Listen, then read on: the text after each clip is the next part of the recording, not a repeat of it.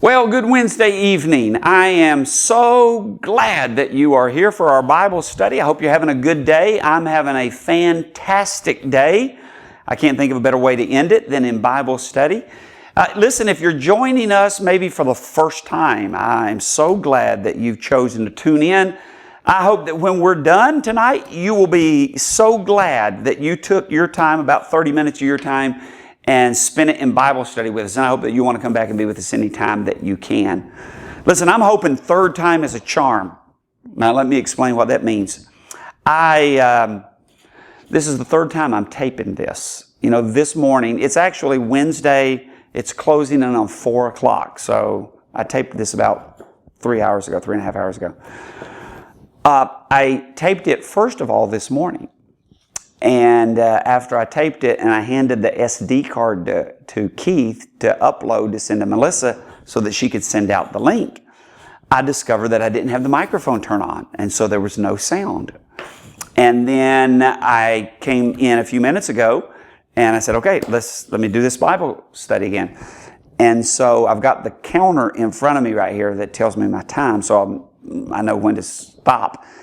And so I was getting, at the very end of it, there was 25 minutes gone on the counter, and suddenly my picture came up on the monitor that's on top of the camera. That means it's not taping anymore. So I did it almost the whole class a second time, and it ran out of disk space on the SD card.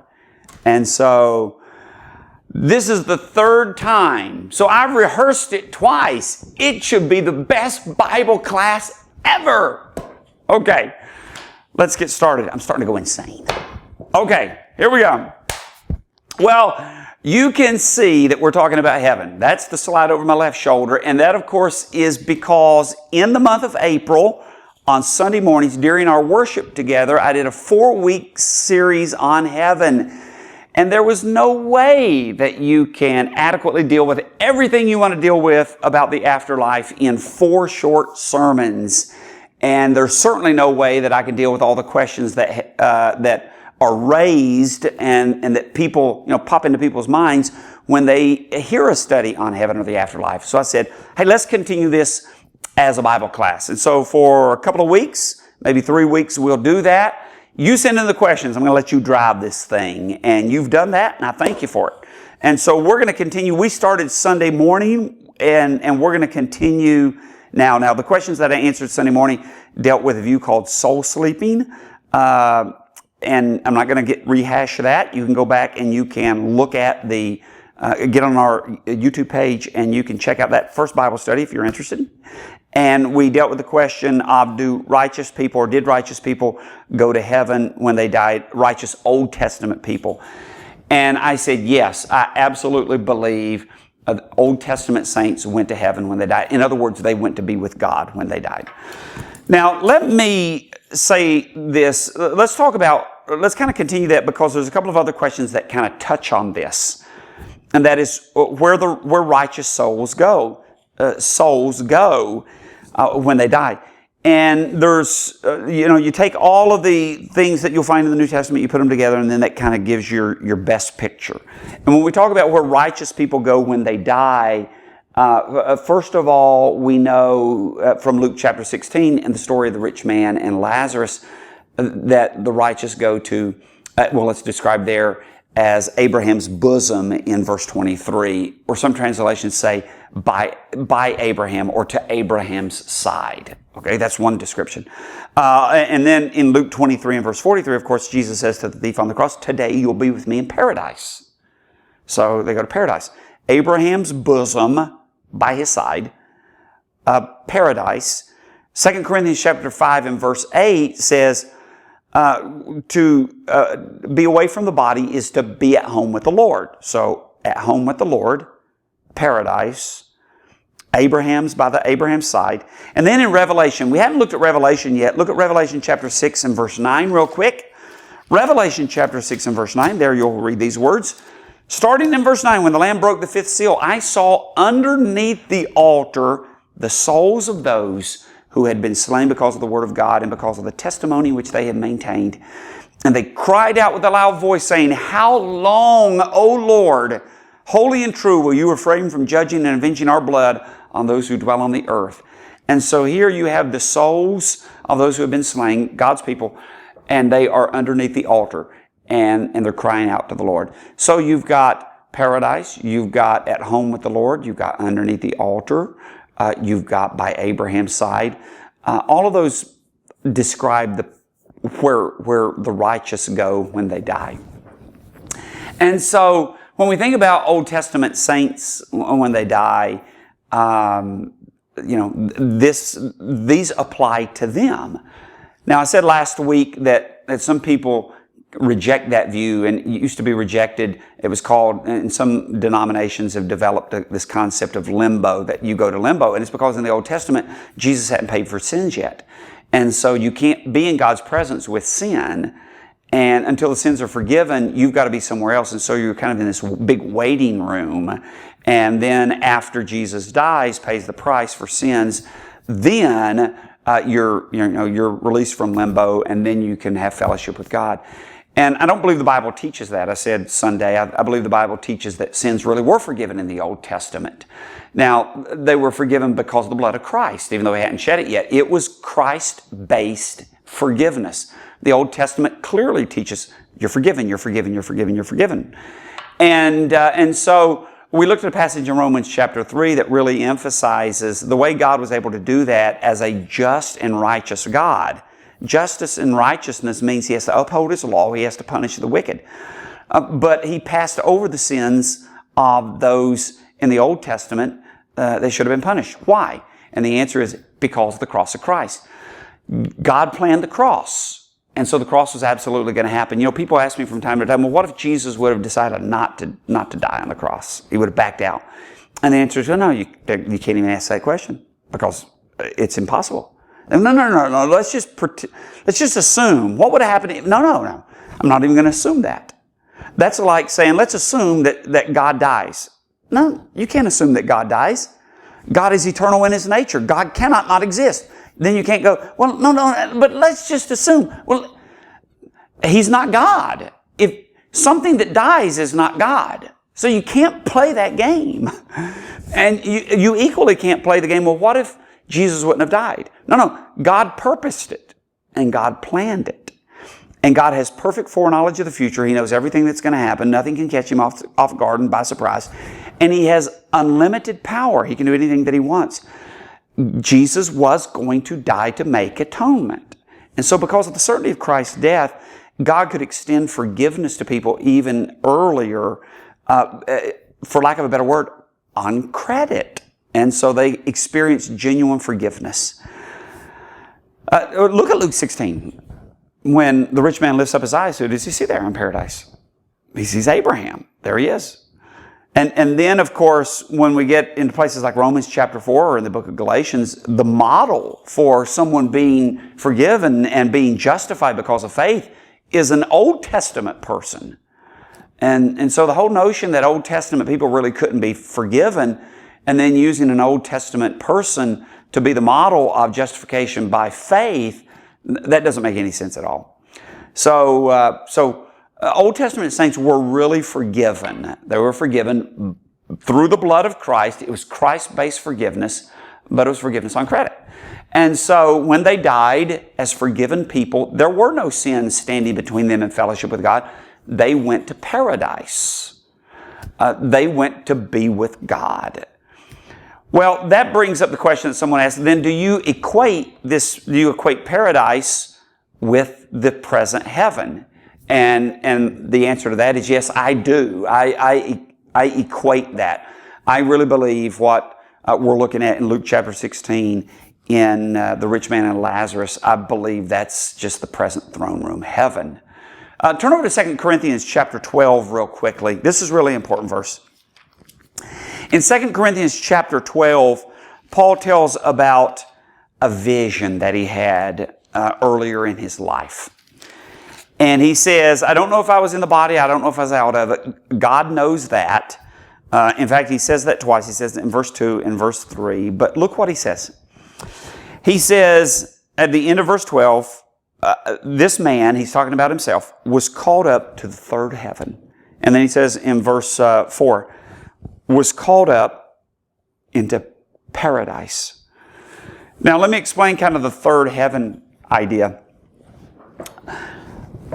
A lot of times what you'll find in ancient Jewish writings and ancient Jewish thinking was when heaven is presented, it's kind of presented as layers. I think it was just a device to help them kind of conceptualize some things. And sometimes in ancient Jewish writings, it'll be described in kind of 7 layers. And then but the most common was kind of a 3-layer approach. And the first layer of heaven would be the heavens that are part of this physical creation, the heavens where all of the heavenly bodies are at, the stars and the planets and the moon and all of that stuff. And then you have the second layer, and that is where angels are. And then you have the third layer was presented, that's the present throne room, heaven. And so you had kind of these conceptualized ideas of heaven. And so I think what you have here is Paul is kind of presenting heaven in that kind of concept. And when he speaks of the third heaven, so the idea behind this is the present throne room of God. And so he says, after he says, I was called up into the third heaven, he says at the end of verse 2, then in verse 4, I was called up into paradise. And you might want to circle paradise, by the way, there and make a marginal note. Luke 23:43, that's where Jesus told the thief on the cross, today you will be with me in paradise. And so here I think paradise is being equated with this heaven that Paul was called up into, this third heaven. And so yes, I equate paradise with the present throne room heaven. This person asked the question, do you believe that the Luke 16 model collapsed at crucifixion? Because Abraham could not be in the presence of God until the price was paid. Well, again, that goes back to, I disagree with this idea that Abraham could not be in the presence of God until the price was paid. I would agree that he couldn't be in the presence of God if he was still in his sins, but I don't believe Abraham was still in his sins, even though Christ hadn't died. I believe that Abraham was forgiven, and it was Christ-based forgiveness again, but it was basically essentially on credit because God knew with absolute certainty that Jesus Christ was going to die. That's why you see Abraham in Luke 16. But you'll still see this, that some people think that the model that you see in Luke 16 doesn't exist anymore. That was that model that was in existence before Jesus died. After Jesus died, then there was no need for a waiting room anymore. Now, after Jesus died, forgiveness was now able to be extended to people, and so they could go on into fellowship with God after they died. So some people say, so the Luke 16 model was kind of that interim period until Jesus paid for the sins. That collapsed. No, I just don't believe that. I'm more inclined to think that no, the Luke 16 model is still there. This is what happens when we die. And what we're looking at there, that is the present heaven. We're gathered there with all of God's people. Now, some people ask, well, if the present throne room of heaven is where angels are, does this mean that we and the angels are kind of going to be all together there? And the answer to that is I really don't know. You know, the Bible says absolutely nothing about the geography of the invisible spirit realm, if you will. And so I just don't know anything about that. Some have suggested that we might be, as disembodied human spirits of human beings, we might be kind of adjacent, kind of think in those terms, adjacent in space to where the angels live, both in the present throne room heaven and yet in different spaces, one where the angels live and then one where the disembodied spirits of God's holy people are. But again, that's just speculative. We just don't have enough information. Like I said, the Bible just doesn't give us any information on what again, for lack of a better word, the geography of the invisible spirit realm is. So, do I equate paradise with heaven? And the answer is yes, I do. I equate it. I think they're the same thing. That's why when the question is asked, did righteous people in the Old Testament go to heaven when they died? I say, yeah, they did. But call it paradise, that's fine too, because we saw there in Luke chapter 12 and verse 2 through 4 that I think paradise is equated with heaven. Okay, so the next question that someone asks is, Do wicked people go to hell when they die? And then in parentheses, the person said, hell is probably a bad translation. Well, I would say that hell is probably not the best translation because hell doesn't exist yet. Hell will not be unveiled as a final state until after the day of judgment. Our final state, our eternal home, does not exist yet. We have this interim home in the invisible spirit realm in the present throne room of God. We're going to be with Christ in His presence. We're going to be disembodied spirits. We're going to be perfect spirits in the perfect spirit world in perfect fellowship with Christ. But that's not our final home. Our final home, the new heavens and the new earth, won't be revealed until after the day of judgment. So it's the same as hell. The eternal states don't exist yet. They will be unveiled after the day of judgment. But the wicked do go to what you might think of as a prelude to hell. It is a foretaste of hell. Let's go back to Luke 16 again, and notice again in Luke 16 here, after the rich man and Lazarus, they both die, it says in verse 23, in Hades, he, that is the rich man, lifted up his eyes, being in torment, and saw Abraham far away and Lazarus in his bosom. And then he later on in verse 28, he's asking Abraham if he could go back and warn his brothers. So it says, so they will not also come to this place of torment.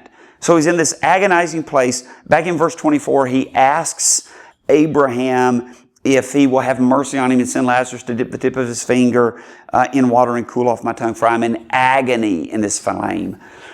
So this place where the wicked go when they die, it's not hell yet.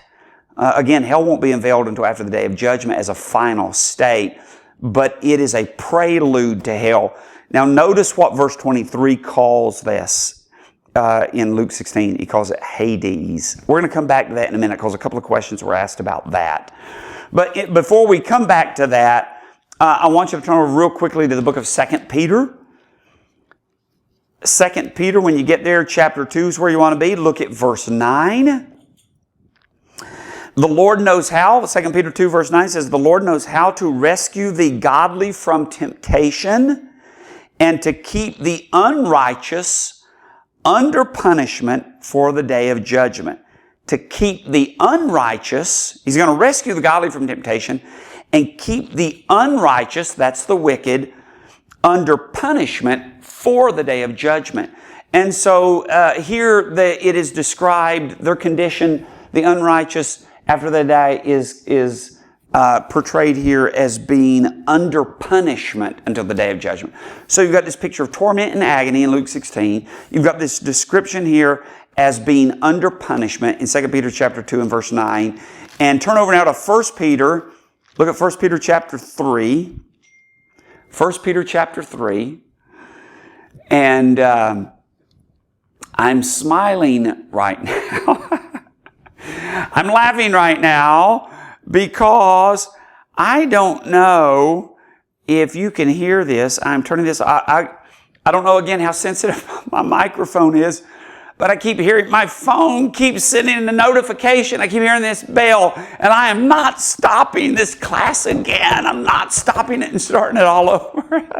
So yes, I pulled out my phone and I forgot to turn the ringer off, and I just turned it off. So I don't, if you kept hearing a ding, ding, ding, that's what that was. You won't hear it anymore though. I promise. This class is cursed. Okay. So, 1 Peter chapter 3, and look down at verse 19. For Christ died for our sins. Verse 18 says, once and for all, the just for the unjust, so that He might bring us to God, having been put to death in the flesh, but made alive in the Spirit. Now watch this, verse 19. In which also He went and made proclamation to the spirits now in prison. The spirits there are a reference to those who died. These are the disobedient, and they are described as now in prison. Okay, think about that. 1 Peter 3:19, the Spirit's now in prison. Think of 2 Peter 2:9, kept under punishment for the day of judgment. And think Luke 16:23 and 24, in torment, in the agony in this flame. So do wicked people go to hell when they die? Well, they don't go to hell yet per se, the final state of hell. That hasn't been unveiled yet. That will be unveiled, just like our eternal home will be unveiled after the day of judgment. But it will be a foretaste of hell. It will be a prelude to hell. Okay.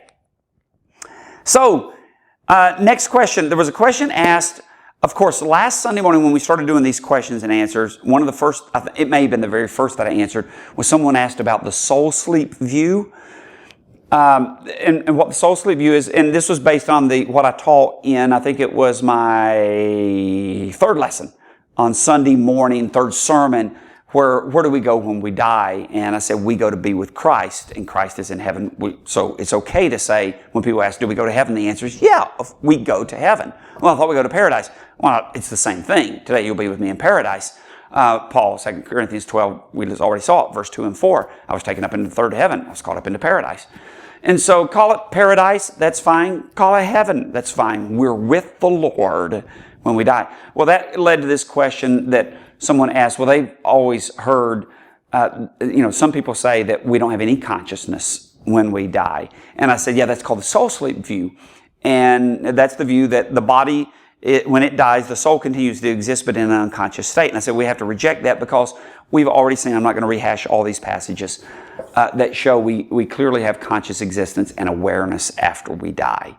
The Bible, there's too many things that make that crystal clear. So we reject the soul sleep view. Well, the question that someone followed up with that is about Jehovah's Witnesses. And is this what Jehovah's Witnesses believe? Do they believe in the soul sleep view? Is that a Jehovah's Witness doctrine? Well, not really. Sometimes you'll see in Jehovah's Witness literature, they'll call what happens after we die the death sleep, but it's really not sleep. The Jehovah's Witnesses have a different view of human nature than what the Bible presents. The Bible presents that we are dualistic in nature. We have two sides of our nature as human beings. We have a physical side, the body, and we have a spirit or a soul that can exist independently from the body. When the body dies, the soul or the spirit keeps on living. Now, the soul sleep view, if there's anything we can commend about the soul sleep view, it's that at least people who hold the soul sleep view believe the soul continues to exist. After the death of the body, it's just unconscious. Well, the Jehovah's Witnesses believe that human beings are not dualistic. They don't consist of a body and spirit, and that the spirit can continue to exist outside the body. Jehovah's Witnesses are monistic. We're dualistic. The Bible presents a dualistic view, two-sided view of man's nature. They are monistic, or monistic, however you pronounce it. That is, we have this singular nature. And so when the body dies, we cease to exist. That's what Jehovah's Witnesses, Seventh-day Adventists, they believe. And so their particular view can be described, and it is described by some people, not as a soul sleep view, but as the extinction recreation view, that when we die, we're just extinct. Nothing continues to exist of who we are. But when Jesus comes back, then He is going to recreate us and for our eternal state. Now that completely, just like soul sleeping view, the extinction recreation view has to be rejected as well, because the Bible again clearly teaches that we have a dual nature, that we are physical bodies, but we also have a spirit or a soul that continues to exist even after our physical body dies. Okay, so let's see other questions. Let me look around here. Let's try to answer one more question before we go, and that is this. If we do not have bodies before our resurrection, but we will after, how could Abraham dip his finger in water in Luke 16? Good question. Or is this, the questioner says, or is this illustrative language? If it is here, why not elsewhere, like new heavens and new earth? Why can't that be illustrative language, not real language, not literal? And it's a good question. Okay. So do we have bodies when we die? Well, the answer is no, we don't have bodies when we die. We are spirits. Remember, there's a lot of places that we could go to. We just looked at, Revelation 6:9. I saw underneath the altar the souls of those. We think about Stephen in Acts chapter 7 when he was being stoned to death. He said, receive my spirit. Jesus said on the cross, in your hands I commend my spirit. We're told in the book of Hebrews that we are, our family consists of, among other things, the spirits of the righteous made perfect. And that is a reference, and I just kind of remember that one off the top of my head. So at the tip of my fingers, I cannot remember for the life of me where that is. So I'm going to have to get back with you on that. We are in fellowship with the spirits of the righteous made perfect. That's saints who died. Their spirits made perfect. In Luke 16, there we read that, and the rich man was buried, and then the next verse, in Hades he lifted up his eyes. And so his body was buried. Jesus to the thief on the cross, today you'll be with me in paradise. That's the day that their bodies were buried. And so the Bible makes it very clear. Jesus says about the resurrection of the body that in John chapter 5, there's coming an hour when everyone that's in the graves will hear his voice and come forth. Those who have done good, the resurrection of life. Those who have done evil, to the resurrection of damnation. The book of Hebrews chapter 6 talks about, at the very beginning here, the elementary teachings of Christianity. And one of those that you'll see here in verse 2 is the resurrection of the dead. That's just Christianity 101. Paul, 1 Corinthians chapter 15, the most extensive discussion of the resurrection of the body. So our bodies are going to be resurrected. That means we're not going to have them when they die. The Bible makes it clear at the very beginning that in Genesis chapter 3 and verse 19, we're going to return to dust. Our bodies are. And so we're going to be bodiless. Well, then how do you explain Luke chapter 16 and that picture of the rich man asking Abraham if Lazarus can dip his finger into the water to cool his tongue? Okay. While we are bodiless, I think what this shows us is that doesn't mean we'll be formless. That's really important to understand. In other words, even though we're going to be bodiless, it doesn't mean that we're just going to be kind of an energy field, and that we're going to exist, and the only activity is going to be cognitive activity, that we are this unformed energy force. That doesn't mean that. We are going to have some form. We're not going to have a body, but we're going to have some kind of form, and I think that form is going to look like our bodies. And we're going to have some kind of spiritual substance. Remember, the invisible spirit realm of creation is still a realm of creation. And although spirits by their very nature are unbodied, that doesn't mean they aren't made out of some substance, some spirit substance. It's a substance that is not a part of our material world. It is invisible to us. It's part of that in Colossians chapter 1 and verse 16, where it says Jesus made all things, including the visible and the invisible. It's a part of a realm of creation, one of the two aspects of one of the two realms of creation that's made out of different stuff. It's non-material stuff, but spirit stuff nonetheless. And so I do believe that even though we're going to be bodiless, we are going to have form, and we are going to have some kind of substance, some kind of spirit substance that's not a part of our material world. And so I think we're going to look very much like we do now, even in the spirit realm. And so when Abraham is asked, when the rich man asks Abraham to send some relief, and he uses, the body parts there, I don't think it's just illustrative language. I think that there is, again, there's this recognition, even in the present heaven when we're unbodied, because we're still going to have some form or substance. Okay, we made it through this time. I know I have sound. I see the sound bar working. I know the video is still going because the picture on the monitor is still blank. That's a good thing. And so I think we got it. Listen, I have so enjoyed being with you tonight. I hope that you've gotten something out of it. Listen, we've got more questions that you've sent in. Maybe I've said something tonight that stimulated some more questions. If you do, hey, email me. You know where? Dan@concordroad.org or danleola@yahoo.com if you have any question at all about the afterlife. We're going to open the Word together as we've been doing. We're going to try to get some insight into what the Bible tells us. We know we can't answer everything about the afterlife. There are too many things that God hasn't told us. Much of it will remain a mystery, and that is okay. I am very comfortable with some mystery, and that's a good place to be. So all of our questions, all of our answers won't be nicely boxed up in pretty bows. There will be some things that we'll have to say, well, I just don't know. This is just this is kind of my idea based on the evidence that we do have. And I'll present that evidence. And so hope you're getting something out of it. Like I said, I know that I am. Hey, listen, I'm still missing you. I'm still loving you. I still can't wait to see you. I hope that's going to happen very, very, very soon. In the meantime, stay safe and God bless.